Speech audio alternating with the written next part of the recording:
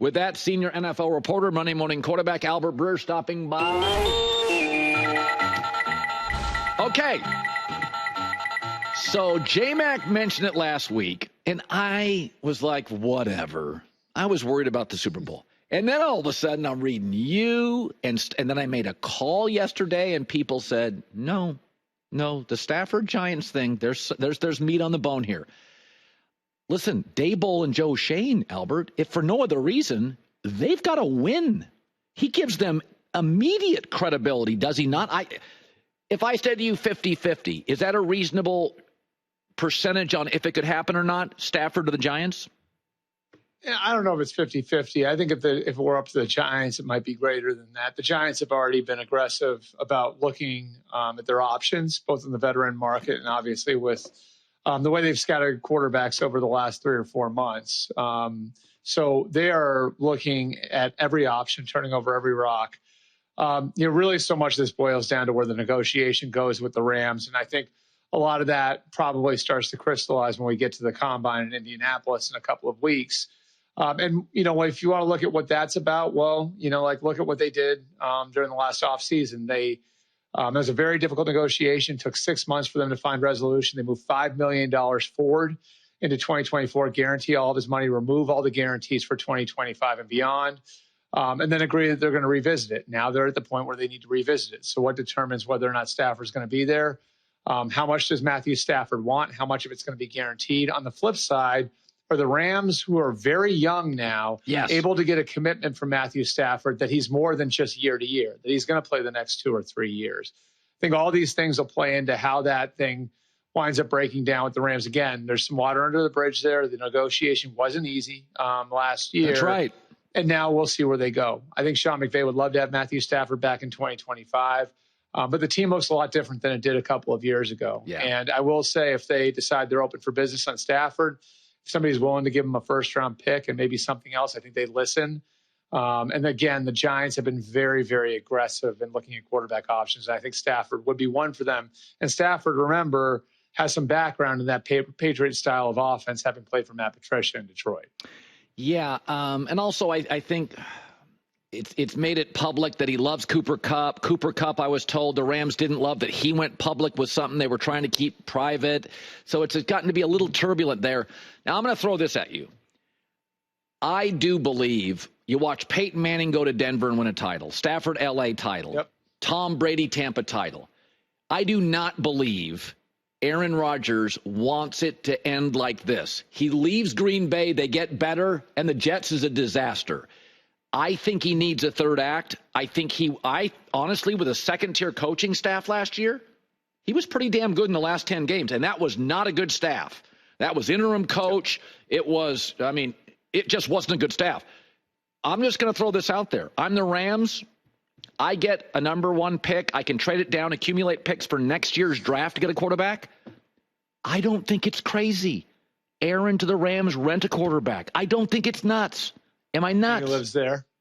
He lives out there. Yes, right? I think he goes to L.A. for a year or two. By the way, Aaron is dying for stability, a head coach he respects, and I think he looks at McVay and thinks, his brother, LaFleur's brother's the OC.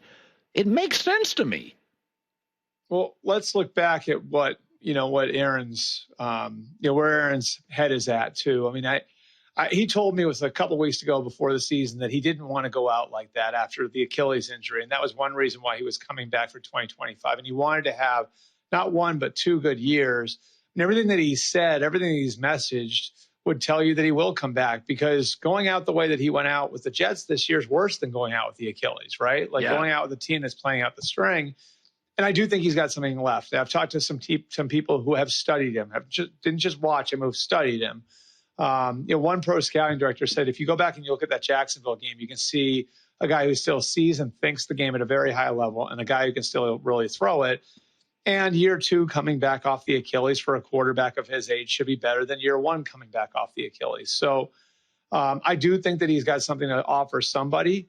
And look, the idea of playing in that system for that coach, I think would appeal to any quarterback for the same reason it appealed to Stafford back in 2021. It would appeal to Aaron Rodgers the idea of going there. You got a good young base of talent. You could build off of it. It's got some of the things the Jets had when he went there.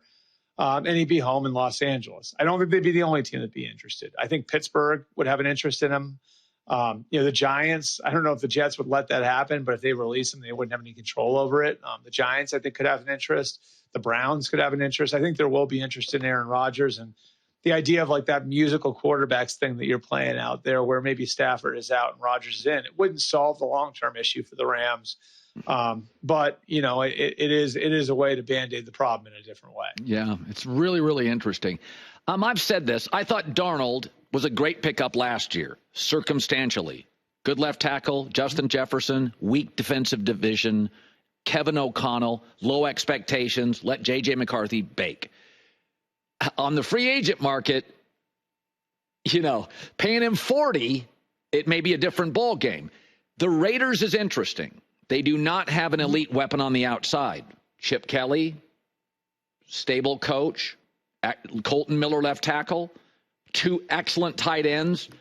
Darnold, Vegas, he's a West Coast kid. Do you think they'd make a run at him? Do you think that's viable for the Raiders? I think it's a really good fit. I think because of what Sam Darnold is as a quarterback and a guy you want to get him playing fast. You want to maximize his athleticism.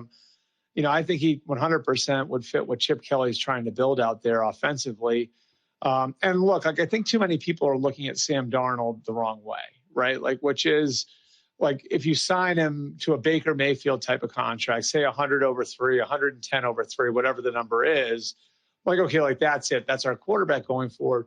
Why couldn't he be what Alex Smith was for Andy Reid in Kansas City, where he was a really good quarterback who got you to the playoffs a bunch and bought you time to find Patrick Mahomes, especially in a year when there's probably not an answer in the draft where the Raiders are picking, So I think the idea of bringing in Darnold as sort of this short-term, long-term bridge that gives you some flexibility that fits the offense you're trying to build makes a ton of sense.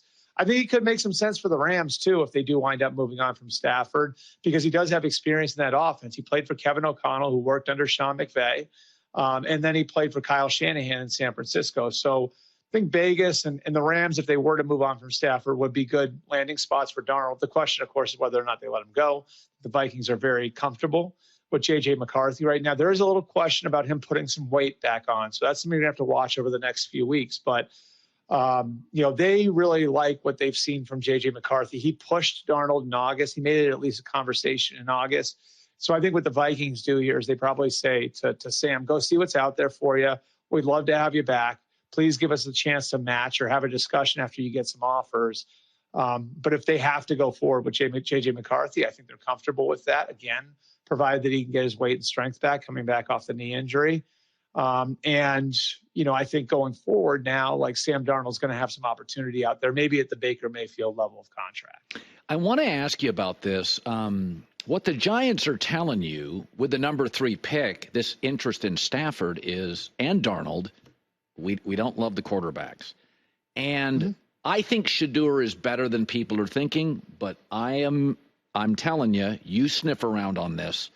I've had people tell me they think the best player is that wide receiver at Arizona or Carter from Penn State.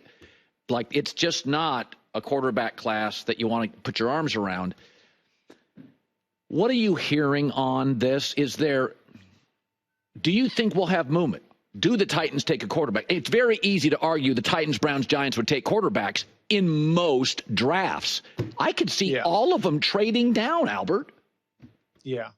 Well, but the question becomes then, what are you coming up for? The consensus I've gotten from teams is there are 2 blue chip players in the draft. I think it's Abdul Carter, the edge rusher from Penn State, and then two-way star, of course, the Heisman winner, Travis Hunter from Colorado.